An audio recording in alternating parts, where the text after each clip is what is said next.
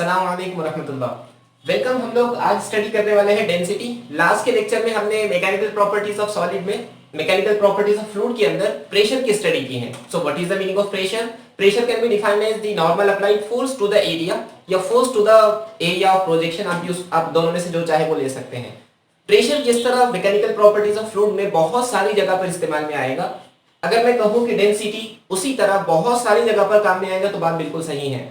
अब जो भी न्यूमेरिकल सॉल्व करेंगे उनमें से कई न्यूमेरिकल में डेंसिटी का आपको यूज करना ही करना है। सो डेंसिटी बहुत इंपॉर्टेंट चीज है और रियल लाइफ में इसके एप्लीकेशन भी हमको देखने के लिए मिलते हैं। तो what is the meaning of density? मास पर unit volume of a substance is called its density. मास पर यूनिट वॉल्यूम, कितने वॉल्यूम में कितना मास प्रेजेंट है, ये जो फिजिकल क्वांटिटी बताएंगे उसको हमने नाम दिया है डेंसिटी।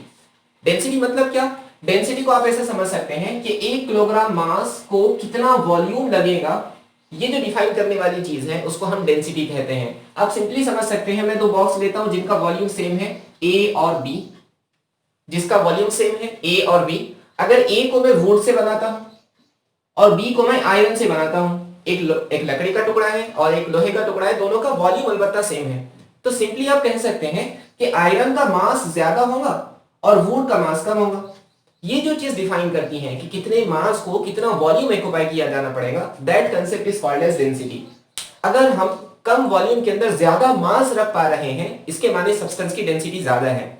और अगर हम बहुत ज्यादा वॉल्यूम लग रहा है गिवन मास को रखने के लिए, इसका मतलब सब्सटेंस की डेंसिटी कम है। मैं रिपीट करता हूं, जितना वॉल्यूम ज्यादा लगेगा गिवन मास के लिए, यानी हम मास कांस्टेंट मान रहे हैं, जितना वॉल्यूम ज्यादा लगेगा डेंसिटी उतनी कम होगी, और जितना वॉल्यूम कम लगेगा डेंसिटी उतनी ज्यादा होगी। इसका मतलब density and volumes are inversely proportional to each other. अगर वॉल्यूम ज्यादा है तो डेंसिटी कम है, अगर वॉल्यूम कम है तो डेंसिटी ज्यादा है। उसी तरह अगर हम वॉल्यूम को फिक्स कर लेते हैं जैसे हमने यहां पे फिक्स किया था, अब इतने वॉल्यूम के अंदर जितना मास बैठ सकता है, जितना ज्यादा मास उतनी ज्यादा डेंसिटी, जितना कम मास उतनी कम डेंसिटी। इसका मतलब density is directly proportional to mass, inversely proportional to volume. ये बात तो हमारी समझ में आती है। अलबत्ता डेंसिटी का यूज कहां होता है, तो इसको तो हम इसके बाद देखते हैं। सो पहली चीज फॉर्मूला देख लेते हैं। What is the formula for density? So density mass पर यूनिट वॉल्यूम, तो हम लिखेंगे ऊपर मास डिवाइडेड बाय वॉल्यूम। अगर वो आपसे पूछता है कि डिफाइन डेंसिटी, तो हम डेंसिटी की डेफिनेशन लिख लेंगे जो आपके सामने है। तो ये पूछेगा नहीं, लेकिन हमको आदत बनाना है कि जब भी डेफिनेशन पूछी जाए तो यहां तक बस नहीं करना, बल्कि इसके आगे इसका यूनिट लिखना। तो डेंसिटी को डिनोट किया जाता है रो से, मास डिवाइडेड बाय वॉल्यूम। मैं थोड़ा फास्ट चल रहा हूं। इसका यूनिट क्या होगा? मास का यूनिट होता है किलोग्राम, वॉल्यूम का यूनिट होता है मीटर क्यूब। तो kilogram per metre cube is the density, is the unit of density. अगर मैं आपसे पूछूं वाटर की डेंसिटी क्या है, सो कुछ स्टैंडर्ड सब्सटेंस की डेंसिटी हमको याद रखना है। सो इससे पहले डायमेंशन देख लेते हैं। तो डायमेंशन क्या होगा? किलोग्राम मतलब m1 L-3 और टाइम 0 है। So this is the dimension of density. Numerical में यूज होगा, इसलिए हम ले लेते हैं डेंसिटी ऑफ वाटर। वाटर की डेंसिटी कितनी होती है? तो वाटर की डेंसिटी होती है 1000 किलोग्राम पर मीटर क्यूब। इसको जरा समझो, मीटर क्यूब यानी 1 मीटर का मैंने एक क्यूब बनाया है। 1 मीटर 1 मीटर 1 मीटर, ऐसा एक डब्बा बनाया जैसे हमारा रूम है। 1 मीटर इसकी हाइट ले लिए, width 1 metre, depth 1 metre, 1 metre की हाइट। इस तरह हमने क्यूब बनाया। उस क्यूब में कितना पानी बैठेगा, उस क्यूब में कितना पानी बैठेगा, तो 1000 किलोग्राम वाटर उसके अंदर समाता है। तो ये जो सब्सटेंस है, ऐसा हमने एक क्यूब बनाया था, एक ऐसा क्यूब बनाया हमने। इस क्यूब के अंदर कितना पानी बैठेगा? 1000 किलोग्राम पानी बैठेगा। आप उसको इमेजिन कर सकते हैं। ओके, तो वाटर की density 1000 kilogram per metre cube है। इसकी दूसरी यूनिट के अंदर अगर हम देखें तो ग्राम पर सेंटीमीटर क्यूब, 1 ग्राम सीसी भी इसका यूनिट आप ले सकते हैं। तो ऐसा यूनिट के अंदर किलोग्राम पर मीटर क्यूब होगा। सीडीएस सिस्टम के अंदर जाने के बाद ग्राम पर सेंटीमीटर क्यूब हो जाएगा। सो देखते हैं 1 ग्राम पर सीसी को किलोग्राम पर मीटर क्यूब में कैसे कन्वर्ट किया जाए। सो 1 ग्राम पर सीसी यानी सेंटीमीटर क्यूब, ग्राम को कन्वर्ट करेंगे किलोग्राम में, that means 10 to the power -3 kilogram. यहाँ पे सेंटीमीटर क्यूब है, 1 सेंटीमीटर मतलब 10 टू द पावर -2, और सेंटीमीटर का क्यूब है इसलिए 10 टू द पावर -2 मीटर लिखकर उसका क्यूब किया जाना पड़ेगा। Understand? Okay, so 10 to the power -3 -2 का cube, that means 10 to the power -6 kilogram, और ये मीटर क्यूब आ गया। -6 ऊपर जाकर +6 हो जाएगा, 10 का power -3 into 10 to the power 6 kilogram per metre cube, that means 1 gram per CC is equal to -3 + 6 that means +3 kilogram per metre cube. अगर आप 10⁻³ किलोग्राम पर मीटर क्यूब लेते हैं, उसको आप दूसरे अल्फाज में 1 ग्राम पर सीसी भी ले सकते हैं, या ग्राम पर सीसी को किलोग्राम पर मीटर क्यूब में कन्वर्ट करने के लिए 10⁻³ से मल्टीप्लाई कर लो, या किलोग्राम पर मीटर क्यूब को ग्राम पर सीसी में कन्वर्ट करने के लिए 10⁻³ से डिवाइड कर लो, माने एक ही है दोनों के। तो हमने क्या क्या सीखा? हमने डेंसिटी सीखा, उसका फॉर्मूला हमको आता है, उसका यूनिट आता है, और डेंसिटी का अलग अलग यूनिट में कन्वर्जन आता है। ये चीज आपको याद रखनी है कि वाटर की डेंसिटी 1 ग्राम पर सीसी होती है। उसी तरह कुछ और स्टैंडर्ड चीजें हैं, जैसे डेंसिटी ऑफ मरकरी आपको याद रखना है 13600 किलोग्राम पर मीटर क्यूब होती है। अगर न्यूमेरिकल में ये वैल्यूज देता है तो बहुत अच्छा, अगर नहीं देता है तो हमारे जहन में ये चीजें होनी चाहिए। ओके, अब वापस आते हैं उस सवाल पर कि भाई वी आर स्टडीइंग डेंसिटी, क्या डेंसिटी का रियल लाइफ में भी कुछ एप्लीकेशन है? अगर मैं आपसे पूछूं पानी पर अगर मैं कोई चीज रखता हूं तो क्या आप बता सकते हैं कि वो डूबेगी या तैरेगी? जैसे लकड़ी का टुकड़ा पानी पर तैरता है, लोहे का टुकड़ा पानी में डूब जाता है, क्या रीजन है इसके पीछे? What is the reason behind this? अगर हम इसके बारे में सोचे तो क्या हम ये कह सकते हैं कि जिसका मास ज्यादा होगा वो पानी पे डूब जाएगा और जिसका मास कम होगा वो पानी पर तैरने लगेगा? ओके, मैं रिपीट कर रहा हूं, जिसका मास ज्यादा है वो पानी में डूब जाएगा, जिसका मास कम है वो पानी पर तैरने लगेगा। क्या ये बात सही है? हो सकता है सही हो। अगर ये सही है, एक मैं लोहे का सिर्फ एक छोटा सा टुकड़ा लेता हूं, जैसे पार्टिकल, जैसे जर्रा, बहुत छोटा जर्रा, वो पानी में डूब जाता है, उस लोहे की छोटे से जर्रे का मास कितना होगा? 1 किलोग्राम। 1 किलोग्राम कैसे हो सकता? 1 ग्राम, 2 ग्राम, 5 ग्राम, मैक्सिमम 10 ग्राम का वो छोटा सा पार्टिकल होगा। और वही मैं लकड़ी का 1 किलो का एक टुकड़ा लेता हूं तो हम जानते हैं कि लकड़ी का टुकड़ा चाहे 1 किलो का हो, पानी पर फ्लोट करता है, और वो लोहे का, आयरन का एक छोटा सा पार्टिकल वो पानी में डूब जाता है। इसका मतलब मास रीजन नहीं है यहां पर, हालांकि उस लोहे के पार्टिकल का मास बहुत ही कम था, लकड़ी के टुकड़े का मास उसके कंपेयर में बहुत ज्यादा था, लेकिन ये ज्यादा मास होने के बाद भी तैरा और वो कम मास होने के बावजूद भी डूब गया। यहां चीज इंपॉर्टेंट है डेंसिटी, जिसकी डेंसिटी वाटर से ज्यादा होगी, जिसकी डेंसिटी वाटर से ज्यादा होगी वो वाटर में डूब जाएगा, जिसकी डेंसिटी वाटर से कम होगी वो वाटर पर फ्लोट करेगा। यहां पर वुड की डेंसिटी वाटर के कंपेयर में कम है, इसकी वो फ्लोट कर रहा है। आयरन की डेंसिटी वाटर के कंपेयर में ज्यादा है, इसलिए वो डूब रहा है। ये सवाल अभी आपके जहन में रहने दे कि ऐसा क्यों होता है, ये मैंने आपको स्टेटमेंट दे दिया ना। जब मैं बायंसी पढ़ाऊंगा तो ये रीजन आपको दूंगा कि क्या रीजन है कि कम डेंसिटी वाले सब्सटेंस फ्लोट करते हैं, ज्यादा डेंसिटी वाले सब्सटेंस डूब जाते हैं। तो डेंसिटी का हमारे रियल लाइफ में इंपॉर्टेंस है। अगर आपको कहा जाए कि बताओ ये आदमी तैरेगा या नहीं तैरेगा, उसको अगर तैरना नहीं आता हो तो हम सिंपली उसकी डेंसिटी कैलकुलेट करेंगे। उस आदमी की डेंसिटी उस वाटर के कंपेयर में कम होनी चाहिए। इसलिए आपने सुना होगा डेड सी के अंदर कोई आदमी डूबता नहीं है। क्यों नहीं डूबता है वहां पर? हालांकि वो भी तो पानी है, लेकिन वहां पर इतना ज्यादा सॉल्ट मिक्स कर लिया गया, नेचुरल है, इतना ज्यादा सॉल्टी पानी हो गया कि आदमी उसमें जाने के बाद डूबता ही नहीं है। क्यों नहीं डूबता? क्योंकि पानी की डेंसिटी ह्यूमन के कंपेयर में ज्यादा हो गई। तो ज्यादा डेंसिटी वाली सब चीज नीचे जाएगी, कम डेंसिटी वाली चीज ऊपर रहेगी, तो आदमी तैर रहा है, बगैर सीखे के तैर रहा है। तो हमने सीखा कि डेंसिटी का एप्लीकेशन क्या है। डेंसिटी एक बहुत इंपॉर्टेंट चीज है, ये बात हमको समझ में आ गई। जैसे मान लो आप एक लोहे का टुकड़ा, माफ करना, आप एक सोने की ईंट खरीदने के लिए मार्केट के अंदर गए थे। अब सोने की ईंट खरीद कर तो ला लिए, अब सवाल ये है जो सोना हमने खरीद कर लाया है, क्या वो ईंट पूरी की पूरी सोने की है या अंदर कुछ मिक्स किया हुआ है? ये सवाल हमारे सामने है ना। मान लो आपने एक ब्रिक खरीद कर लेकर आया, ये ब्रिक है आपका सोने वाला, पूरा सोना है। आपको कैसे पता चले कि इसके अंदर यानी बीच में यहां भी सोना ही है? क्योंकि ऊपर से तो सोना है हमको नजर आ रहा है, अंदर सोना है या नहीं है ये हम बता नहीं सकते। उसके लिए काटना पड़ेगा, काटने के लिए फिर सोना लॉस होने के चांसेस बढ़ जाते हैं। चीज तोड़ने के बाद तो वैल्यू कमी होने वाली है उसकी। हम उसको तोड़ना नहीं चाहते, लेकिन बताना चाहते हैं कि ये सोना ही है या कुछ और है। कैसे करेंगे? कैसे करेंगे? यहां काम आती है डेंसिटी। हम क्या करेंगे, प्योर सोने का मास देखें। एक्चुअली डेंसिटी ना, it is a property of substance. Density क्या है, यहां एक पॉइंट लिख लें, density is the property of substance. मतलब जब सब्सटेंस बदलेगा तब डेंसिटी बदलेगी। अल्लाह रब्बुल इज्जत ने दुनिया की हर एक चीज को एक यूनिक आइडेंटिटी दी है, जिसको हम डेंसिटी कहते हैं। सो डेंसिटी मतलब अगर आपने सब्सटेंस फिक्स कर लिया तो उसकी डेंसिटी फिक्स हो गई। जैसे 13600, ये सिर्फ मरकरी की डेंसिटी हो सकती है, दुनिया में कोई और सब्सटेंस ऐसा नहीं है नेचुरली जिसमें मिक्सचर ना हो जिसकी डेंसिटी इतनी ही होगी। सबकी, आयरन की, कार्बन की, नाइट्रोजन की, ऑक्सीजन की, सब चीजों की डेंसिटीज अलग अलग होती हैं, किसी की डेंसिटी दूसरे से मैच नहीं करती। अगर हम ये सब्सटेंस को लोहे का बना दे तब इसकी डेंसिटी फिक्स हो गई, और अगर हम इसको सोने का बना दे, गोल्ड का, तब इसकी डेंसिटी फिक्स हो गई। हमको गोल्ड की डेंसिटी पता है, स्टैंडर्ड चीज है। हम क्या करेंगे, जो हमने ब्रिक खरीद कर लेकर आया है उसका मास देखेंगे कितना है, कैलकुलेट करना आसान है ना। इसको डालेंगे पानी में और देखेंगे कितना पानी बाहर आ रहा है, बाहर आने वाला पानी, फ्लो होने वाला पानी, बढ़ने वाला पानी हम कैलकुलेट करेंगे, वो निकलेगा उसका वॉल्यूम। मास बाय वॉल्यूम देख लो तो ये चीज क्या आ जाएगी, डेंसिटी। अगर ये डेंसिटी गोल्ड की डेंसिटी के बराबर है तो हम कहेंगे कि अंदर भी पूरा का पूरा गोल्ड ही भरा हुआ है। अगर ये चीज कुछ और आती है तो हम फिर चेक करेंगे उसको, हम बोलेंगे सुना भाई क्या है ये डेंसिटी देखो गोल्ड की इतनी नहीं आ रही है, तो शुक्र मानो हमारा हमने आपको प्योर सोना खरीदना सिखा दिया। तो डेंसिटी बहुत इंपॉर्टेंट चीज है। डेंसिटी का इंपॉर्टेंस समझ आ गया। डेंसिटी ये चीज समझ जहन में रखना है कि density is a property of substance. अगर सब्सटेंस बदलेगा तब डेंसिटी बदलेगी, वरना डेंसिटी कभी नहीं बदलती। अंडरस्टैंड।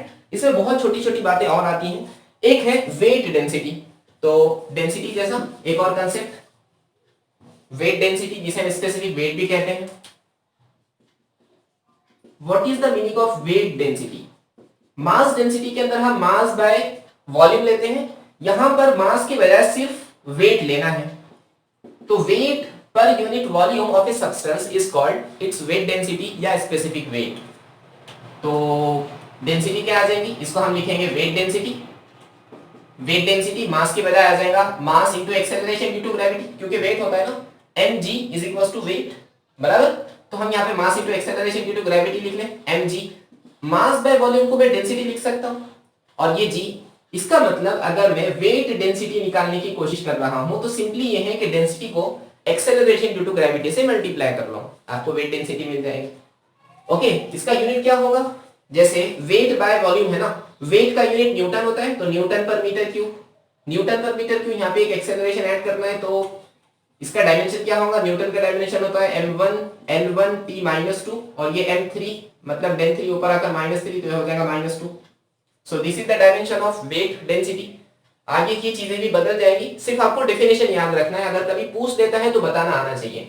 इसके बाद एक बहुत इंपॉर्टेंट चीज है जिसे हम कहते हैं रिलेटिव डेंसिटी।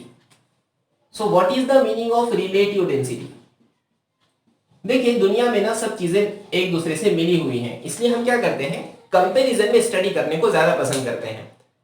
अगर आप आपकी सब्सटेंस की डेंसिटी को किसी और से कंपेयर कर रहे हैं, relative to that person, relative to that substance, तो हम उस डेंसिटी को रिलेटिव डेंसिटी के टर्म में मेजर करते हैं। रिलेटिव डेंसिटी में करना क्या है, रिलेटिव डेंसिटी में हमको हमारे सब्सटेंस की डेंसिटी को किसी दूसरे से कंपेयर करना है। एंड व्हाट इज दैट दूसरा, वो सब्सटेंस हम वाटर लेते हैं normally. So relative density is equals to density of substance divided by density of standard substance, that means density of water. और density of water at 4 degree centigrade लेना है। जैसे मैंने अभी आपको बताया वाटर की density 1000 kilogram per metre cube होती है। अच्छा, आपने थर्मल प्रॉपर्टीज ऑफ मैटर पढ़ लिया होगा, अगर नहीं पढ़े तब भी ये बस आप आसानी से समझ सकते हैं। अगर मैं किसी सब्सटेंस को हीट कर रहा हूं, गर्म कर रहा हूं, तो क्या होगा, तो होगा ये कि वो सब्सटेंस अगर सॉलिड है तो लिक्विड में कन्वर्ट हो जाएगा। इतने जल्दी नहीं, थोड़ा स्लो। सॉलिड से लिक्विड में कन्वर्ट होने के लिए क्या होगा, सॉलिड में इंटरमॉलिक्यूलर फोर्सेस बहुत ज्यादा स्ट्रॉन्ग, मॉलिक्यूल बहुत ज्यादा करीब करीब है, आपने उनको हीट सप्लाई की, एनर्जी सप्लाई की, तो मॉलिक्यूल का वाइब्रेशन बढ़ने लगा, इंटरमॉलिक्यूलर फोर्सेस वीक हुए, मॉलिक्यूल के बीच का डिस्टेंस इंक्रीज हुआ। Now solid is converting into liquid. क्या हुआ, दो मॉलिक्यूल के बीच की इंटरमॉलिक्यूलर फोर्स डिक्रीज हुई, डिस्टेंस इंक्रीज हुआ। इससे हमको ये बात समझ आई कि जब हम हीट करते हैं तो सब्सटेंस के बीच के जो मॉलिक्यूल्स हैं उनका डिस्टेंस इंक्रीज होता है। तो क्या मैं ये कह सकता हूं कि सब्सटेंस का वॉल्यूम इंक्रीज हो रहा है? बिल्कुल कह सकता हूं। जब दो मॉलिक्यूल के बीच की फोर्स इंक्रीज होगी, जब दो मॉलिक्यूल के बीच का डिस्टेंस इंक्रीज होगा तो वॉल्यूम भी तो इंक्रीज होगा। In short, when I supply heat to a substance, when we supply heat to a substance, its volume increases. जब मैं किसी सब्सटेंस को हीट सप्लाई करता हूं उसका वॉल्यूम बढ़ता है। अगर वॉल्यूम बढ़ता है तो डेंसिटी, अगर वॉल्यूम बढ़ता है तो डेंसिटी इनवर्सली प्रोपोर्शनल है, तो डेंसिटी घटना चाहिए। जब मैं सब्सटेंस को हीट करता हूं तो उसकी डेंसिटी डिक्रीज होती है। अगर मैं सब्सटेंस से हीट निकालता हूं, उसको कूल करता हूं, टेम्परेचर को डिक्रीज करता हूं, तो डेंसिटी इंक्रीज होती है। ये बात आप याद रखें। अगर मैं टेम्परेचर बढ़ा रहा हूं, डेंसिटी कम हो रही है, टेम्परेचर घटा रहा हूं, डेंसिटी की वैल्यू इंक्रीज हो रही है। इसका मतलब टेम्परेचर के साथ डेंसिटी रिलेटिवली चेंज होती है, इसलिए हम अगर ये कह लें कि वाटर की density 1000 kilogram per metre cube है, ये बिल्कुल गलत है। जब तक मैं यहां पर टेम्परेचर डिफाइन ना कर लूं। वाटर का नेचर थोड़ा सा अलग है, या थर्मल प्रॉपर्टीज में अच्छे से देखेंगे। जब मैं टेम्परेचर को डिक्रीज करता हूं, डेंसिटी इंक्रीज होना चाहिए, तो डेंसिटी बढ़ती है यहां तक कि हम पहुंच जाते हैं 4 डिग्री सेंटीग्रेड तक। 4 डिग्री के बाद अगर मैं वाटर का टेम्परेचर और कम करता हूं और कूल करता हूं, तो उसका डेंसिटी, हालांकि टेम्परेचर के कम करने की वजह से डेंसिटी बढ़ना चाहिए था, लेकिन डेंसिटी बढ़ती नहीं है, बल्कि डेंसिटी घटने लगती है। ये वाटर की प्रॉपर्टी है, स्पेशल नेचर है वाटर का, जिसको आपको याद रखना है। इसकी वजह से जब बर्फ जमती है तो सिर्फ ऊपर की लेयर पे बर्फ होती है, नीचे की लेयर में पानी होता है। तो आपको ये समझना चाहिए कि 4 डिग्री पर वाटर की डेंसिटी सबसे ज्यादा होती है, और ये वो डेंसिटी है। सो density of water at 4 degree centigrade ये स्टैंडर्ड है। बाकी टेम्परेचर पर डेंसिटी की वैल्यू बदल सकती है। तो वापस आते हैं, what is the meaning of relative density. हमको हमारे वाटर की डेंसिटी को, हमको हमारे सब्सटेंस की डेंसिटी को वाटर की डेंसिटी के साथ कंपेयर करना है। अगर मैं कहूं रिलेटिव डेंसिटी ऑफ ऑयल, तो आप क्या लिखेंगे? Density of oil divided by density of water. अगर मैं आपको कहूं कि एक सब्सटेंस की डेंसिटी रिलेटिव डेंसिटी 13.6 है, एक सब्सटेंस है जिसकी डेंसिटी 13.6 है, तो क्या आप उसकी डेंसिटी बता सकते हैं? रिलेटिव डेंसिटी का formula density of substance divided by density of water, that means 1000। तो सब्सटेंस की डेंसिटी कितनी हुई? 13.6 into 10 to the power 3, that means 13600 kilogram per metre cube. ये हुई सब्सटेंस की डेंसिटी। यानी आपको डेंसिटी दी तो आप रिलेटिव डेंसिटी निकाल सकते हैं, अगर रिलेटिव डेंसिटी दी तो आप सब्सटेंस की डेंसिटी निकाल सकते हैं। नॉर्मली हमको डेंसिटी के बजाय कभी कभी रिलेटिव डेंसिटी देता है, जनरली देता ही है। आमतौर पे हम ये देखते हैं, न्यूमेरिकल में दिया है an oil of relative density 0.8। मैं रिपीट कर रहा हूं, an oil of relative density 0.8, तो उसकी डेंसिटी कितनी होगी? Relative density 0.8, density of substance, density of water, ये मल्टीप्लाई में आएगा, मतलब 0.8 इंटू डेंसिटी ऑफ वाटर 1000 है। इसका मतलब उस ऑयल की डेंसिटी 800 kg पर मीटर क्यूब है, इसलिए वो तैरेगा ऊपर। रिलेटिव डेंसिटी का कंसेप्ट समझ आया? ठीक है। इसके बाद एक चीज है जिसे हम कहते हैं स्पेसिफिक वेट। स्पेसिफिक वेट कुछ और नहीं है। स्पेसिफिक वेट में हम यहाँ पे डेंसिटी ऑफ सब्सटेंस देने के बजाय वेट डेंसिटी लेते हैं। Weight density divided by weight density of water. अब मुझे बताओ वेट डेंसिटी मतलब क्या? Density of substance into acceleration due to gravity, देखो यहीं देखा है, और density of water into acceleration due to gravity, दोनों कैंसिल होंगे, तो density of substance divided by density of water, ये बनेगा स्पेसिफिक वेट। तो स्पेसिफिक वेट और रिलेटिव डेंसिटी अलग अलग नहीं है, डेफिनेशंस अलग है दोनों की, बाकी दोनों की सारी चीजें सेम ही रहेंगी। So this is the discussion about density. अब एक बहुत इंपॉर्टेंट टॉपिक है, हम सीखेंगे कि अगर हमने मिक्स किया दो अलग अलग सब्सटेंस को तो उनकी डेंसिटी कितनी होती है। When m1 mass of substance of density ρ1, एक सब्सटेंस है जिसकी डेंसिटी ρ1 है, उसका हमने m1 मास दिया है, is mixed with m2 mass of substance of density ρ2। मान लो दो बीकर हैं, एक में एक ऑयल है, दूसरे में दूसरा ऑयल है। ऑब्वियसली सब्सटेंस अलग अलग है तो डेंसिटी अलग अलग होंगी। हमने पहले ऑयल का मास दिया m1, दूसरे का मास दिया m2, इन दोनों को मिक्स कर दिया। पहले की डेंसिटी थी ρ1, दूसरे ऑयल की डेंसिटी थी ρ2, इन दोनों को मिक्स कर लिया, अब ये मिक्सचर बन गया। उस मिक्सचर की डेंसिटी कितनी होगी? So what do you think, mixer की डेंसिटी कितनी होगी?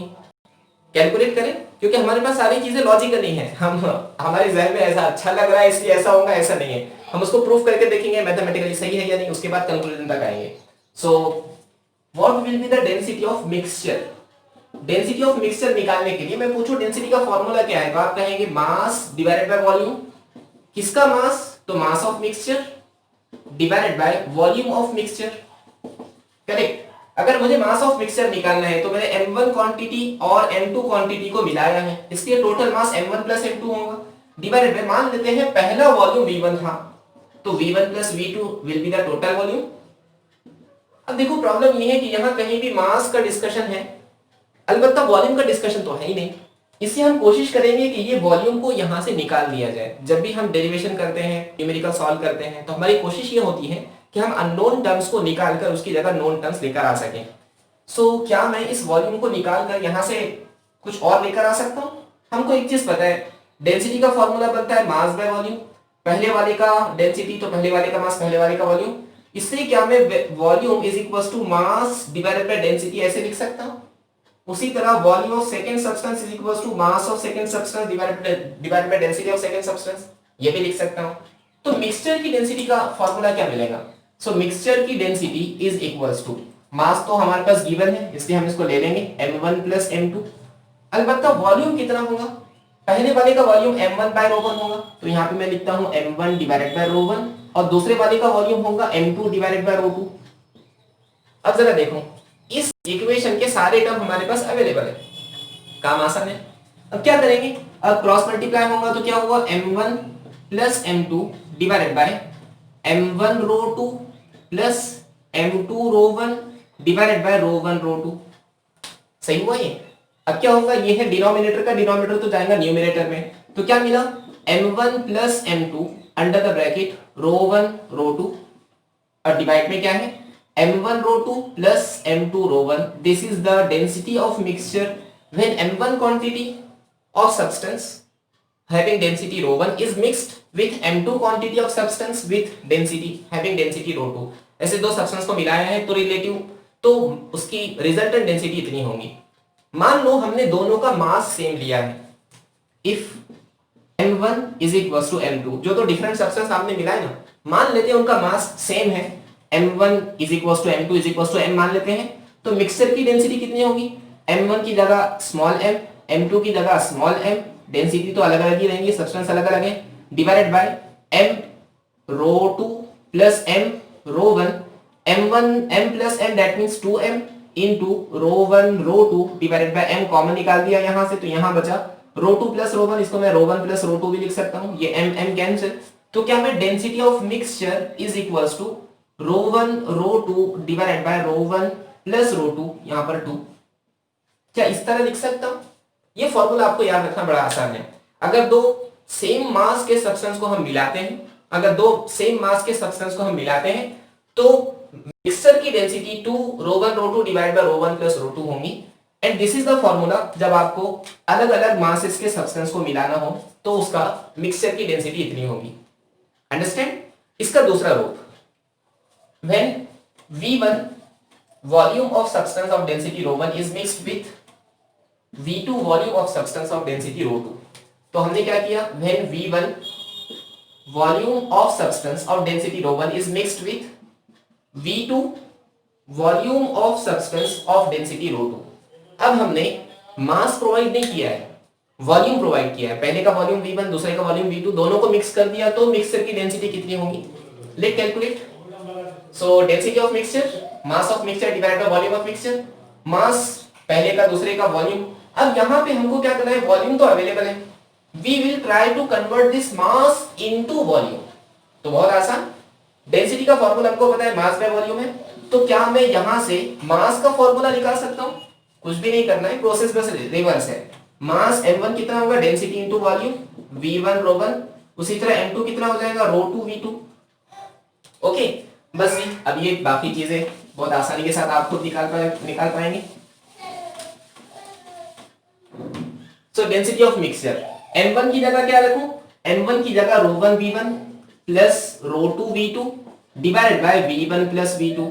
This is the density of mixture when v1 volume of substance of density ρ1 and v2 volume of substance of density ρ2 are mixed। अगर मान लो हमने volume same लिया है, so v1 is equals to v2 is equals to v, तो density of mixture कितना होगा, ρ1v plus ρ2v divided by v1 plus v, यहां से v कॉमन निकलेगा तो बचेगा ρ1 प्लस ρ2, यहां 2v हो जाएगा तो 2 और यहां पर v, ये v cancel, that means ρ1 plus ρ2 divided by 2 is the density of mixture. अगर वॉल्यूम सेम हो तो, अगर मास सेम हो तो, अगर दोनों की मास सेम हो तो डेंसिटी का फॉर्मूला क्या आया था, ρ1 ρ2 डिवाइडेड बाय ρ1 प्लस ρ2, और यहां पर 2 था। ओके, ये एक फॉर्मूला आपको याद रखना है कि अगर हमने वॉल्यूम मिक्स किया तो फॉर्मूला क्या मिल रहा था, ρ1 v1 plus ρ2 v2 divided by v1 plus v2, और अगर हम मासेस मिक्स करते तो फॉर्मूला क्या मिल रहा था, m1 plus m2 bracket close ρ1 ρ2 divided by m1 ρ2 plus m2 ρ1। m1 के साथ रो2 होगा और m2 के साथ रो1 होगा। दिस इज द मिक्सचर की डेंसिटी। तो यहाँ पर डेंसिटी का टॉपिक कंप्लीट होता है। कुछ न्यूमेरिकल्स हम देखते हैं ताकि टॉपिक पूरी तरीके से कंप्लीट हो जाए। क्या आप यहाँ तक समझे? हमने क्या क्या सीखा? डेंसिटी सीखा, हमने वेट डेंसिटी सीखा, रिलेटिव डेंसिटी सीखा, स्पेसिफिक वेट भी सीखा है, और उसके बाद हमने मिक्सचर की डेंसिटी कैलकुलेट करना सीखा, साथ में डेंसिटी का इंपॉर्टेंस भी सीखा। आई होप आपको ये चीजें समझ आई होंगी। एक न्यूमेरिकल लेते हैं, उसके बाद लेक्चर खत्म।